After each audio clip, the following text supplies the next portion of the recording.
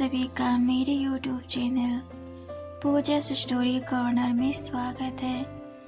पिछले एपिसोड में आपने देखा कि आहाना को पता चलता है कि वो गर्भ से है। ये मोमेंट रुत के साथ स्पेंड करने का सोचकर रोती है। नर्स उसे मना करती है अपने बच्चे और खुद पर ध्यान रखने के लिए कहती है। रजनी अपनी शादी के सभी गहने रुत के इलाज के लिए दे दी है। डॉक्टर ने बताया कि रुत कोमा में है, उसे कभी भी होश आ सकता है या कुछ दिन, महीना, साल भी लग सकता है।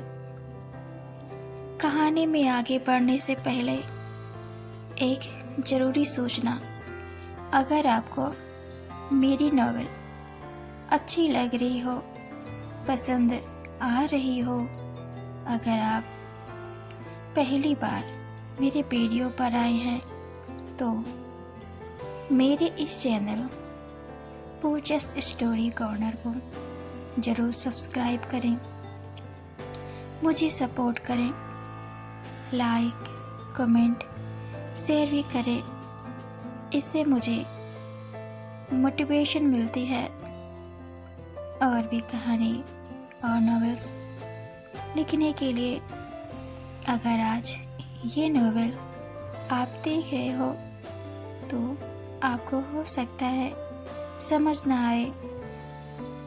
नॉवेल को अच्छी तरह से समझने के लिए, इस नॉवेल को अच्छी तरह से जानने के लिए आपको मेरे इस नॉवेल्स के पिछले सभी पार्ट को ज़रूर देखने की आवश्यकता है ताकि नॉवेल्स अच्छी तरह समझ सके।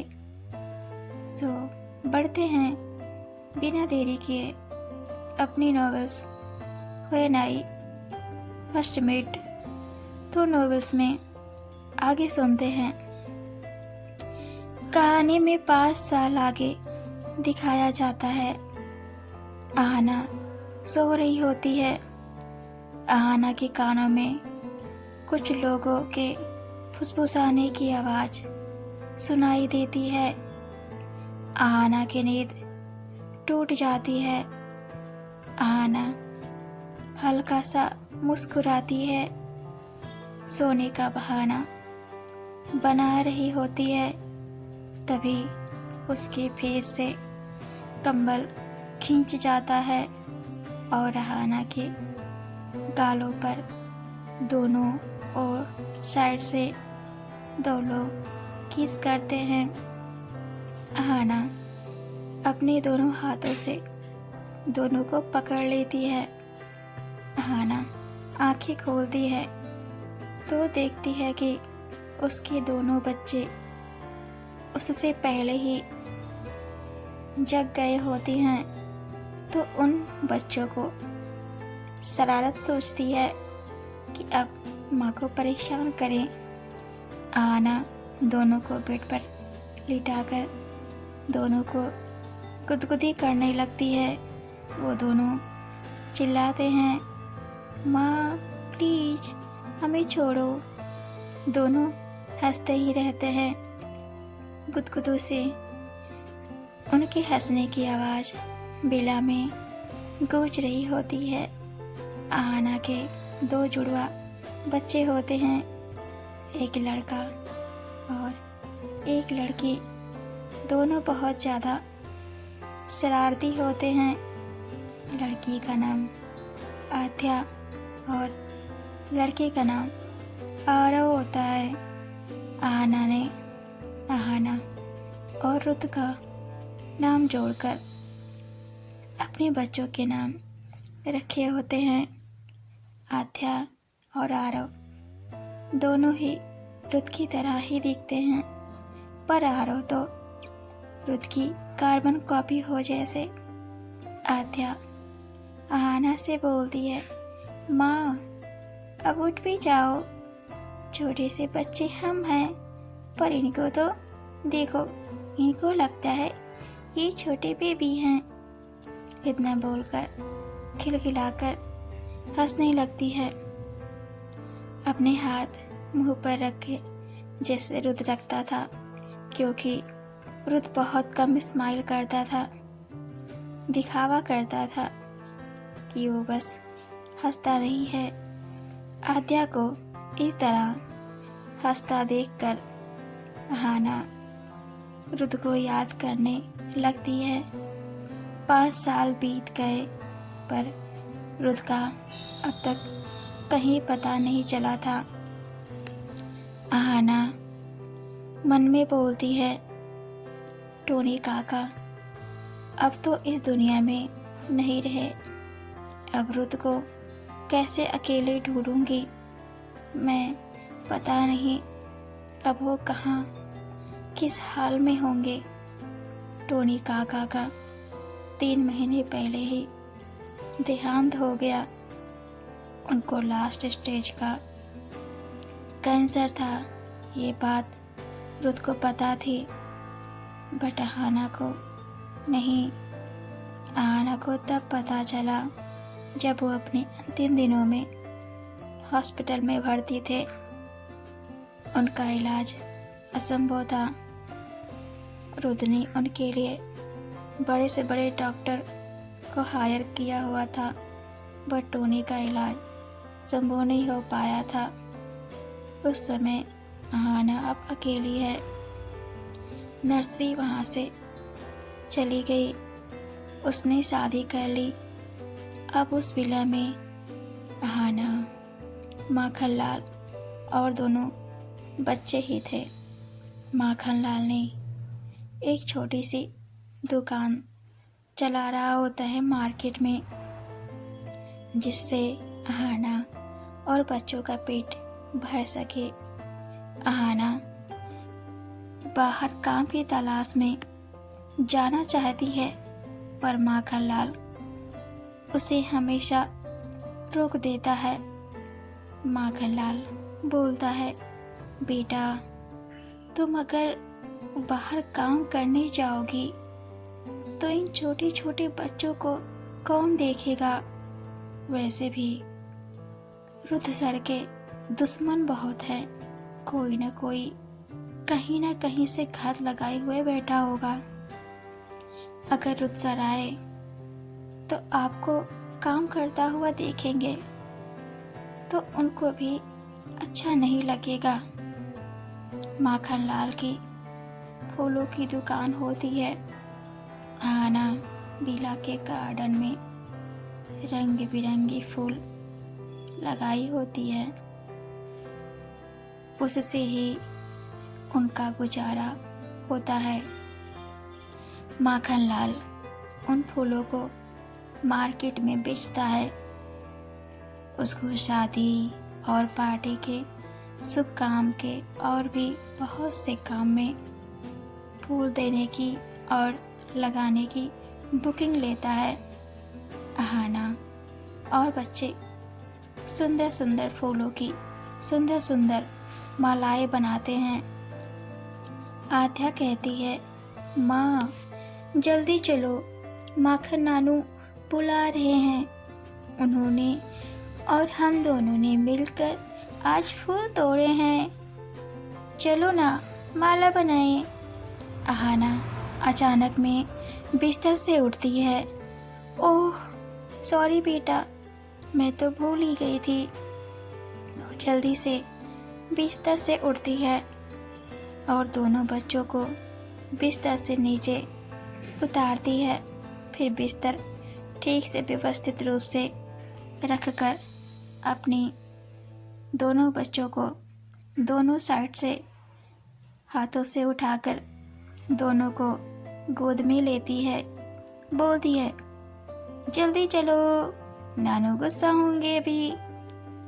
माखनलाल हाना को बच्चों को इस तरह से लाते देख हंसने लगते हैं। बेटा ये दोनों बंदर से कम नहीं लग रहे हैं, कैसे अपनी माँ की गोद में लटके हैं। माखनलाल हंसने लगते हैं। आहाना भी हंसने लगती है और आहाना को देखकर बच्चे भी हंसने लगते हैं। पूरा माहौल खुशनुमा हो जाता है और फूलों की खुशबू अलग ही रंग में रंग रही होती है। आहाना और बच्चे फूल बनाने लगते हैं तो माखनलाल इशारों में आहाना से बोलता है, आहाना तुम रो रही थी? आहाना नहीं में सिर हिलाती है, पर माखनलाल समझ रहा होता है उसे फिर से रुत की याद आ रही होगी। रुत को कमल के फूल बहुत ज़्यादा पसंद होते हैं, इसलिए उसने बेला में ही पीछे की तरफ एक बहुत बड़ा तालाब बनवाया होता है। उसमें बहुत सारे कमल के फूल खिलते थे। आहाना बोलती है, अंकल आज तो आपने कमल के फूल तो आप तोड़ी ही नहीं, मैं जाती हूँ, तोड़ के लेकर आती हूँ। माखनलाल ने कहा, नहीं बेटा, मुझे 7 तारीख को बहुत बड़ी बुकिंग मिली है। आहाना जोड़ती है कि आज तो 4 तारीख है। आहाना बोलती है, 2 दिन में उसमें और भी नए फूल खिल जाएंगे। कितने की डील हुई है? माखनलाल ने कहा, पूरी 25 लाख का। आहाना की आंखें बाहर आ जाती हैं खुशी से। उसका मुंह खुला का खुला रह गया होता है। अंकल इतना बड़ा कॉन्ट्रैक्ट, बहुत बड़ा आदमी होगा जिसके घर ये जा रहा है। माखनलाल बोलते हैं, हाँ, शहर के सबसे अमीर बिजनेस टाइकून की सगाई है। सुना है कम उम्र में बहुत ज़्यादा तरक्की कर लिया है। आहाना रुत के बारे में फिर से सोचने लगती है कि रुत भी इतनी कम उम्र में एक गैंगस्टर बन गया। उसके साथ हमेशा बुरा हुआ है। मन में बोलती है, रुत तुम जहाँ कहीं भी हो प्लीज मेरे पास चले आओ। सीन शिफ्ट होता है कहीं और। हम देखते हैं कि एक लड़का बिना शर्ट के बेड पर उल्टा लेटा होता है और वो सो रहा होता है। तभी एक लड़की आती है और उसके रूम का विंडो खोल देती है और पर्दे हटा देती है, जिससे सूरज का तेज रोशनी उसके पीठ पर पड़ती है और वह उठता नहीं है। लेटे लेटे ही वो लड़का बोलता है, रजनी ये क्या बदतमीजी है? तुमको कितनी बार मना किया है कि मेरे रूम में बिना मेरी मर्जी के मत आया करो। रजनी बोलती है, ये मेरा काम है और जो मेरा काम होता है वह काम सिर्फ मैं ही करती हूँ। वो लड़का बोलता है, जाओ यहाँ से, जस्ट ही दोबारा मत आना बिना मेरी परमिशन के। रजनी मुंह बनाते हुए रूम से बाहर निकल जाती है और बोलती है, बस कुछ ही दिन की बात है, तुम हमेशा के लिए मेरे, फिर ये रूम भी मेरा। फिर देखती हूँ कैसे रोकते हो अपने रूम में आने से। बोलकर अपने खुले लंबे घने बाल झटक कर चली जाती है। वो लड़का करवट बदलता है और अपना हाथ अपने फेस पर रखता है और बोलता है, ये लड़की बहुत अजीब है। जितना मना करता हूँ ये उतनी ही मनमानी करती है। पर्दा भी खोल के चले गए। अगली बार आए फिर इसे बताता हूँ। वो लड़का धीरे धीरे अपना हाथ फेस से हटाता है और अपनी खूबसूरत सी आंखें स्माइल के साथ खोलता है। वह रुद्ध होता है। आपको मेरी नॉवेल कैसी लगी मुझे कमेंट में ज़रूर बताएं। आखिर नॉवेल में हम देखेंगे कि रुद्ध आखिर में कैसे कोमा से बाहर आया। आखिर रुद्ध रजनी से सगाई क्यों कर रहा है। क्या रुद्ध वही बिजनेस टाइकून है जिसकी सगाई के लिए माखन लाल को फूलों का कॉन्ट्रैक्ट मिला है। देखते हैं नेक्स्ट एपिसोड में। तो बने रहें पूजा's स्टोरी कॉर्नर में। Thanks for watching and keep supporting. ये कहानी रुद्ध को 5 साल बाद दिखाती है कि रुद्ध अब क्या से क्या हो गया है। तो नेक्स्ट एपिसोड में तो पता चलेगा ही कि आखिर उसके साथ हुआ क्या इन 5 सालों में। इंटरेस्टिंग होगा। कल का एपिसोड देखना मत भूलना। When I first met. तो मिलते हैं कल नई स्टोरी के साथ।